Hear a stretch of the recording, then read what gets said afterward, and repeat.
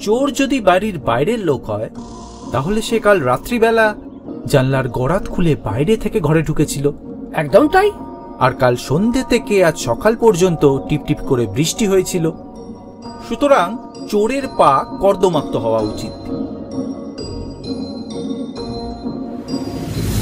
অথচ ঘরের ভিতর কোথাও কোনো পায়ের ছাপ বা জুতোর ছাপ দেখা যায়নি। সুতরাং চোর বাড়ির বাইরে থেকে আসেনি। রাইট, আমিও তখন এটাই বলতে চেয়েছিলাম। আমি বুঝতেই পেরেছিলাম যে তুমি সঠিক পথেই এগোচ্ছ, আর তাই তো তখন তোমাকে চুপ করতে বললাম।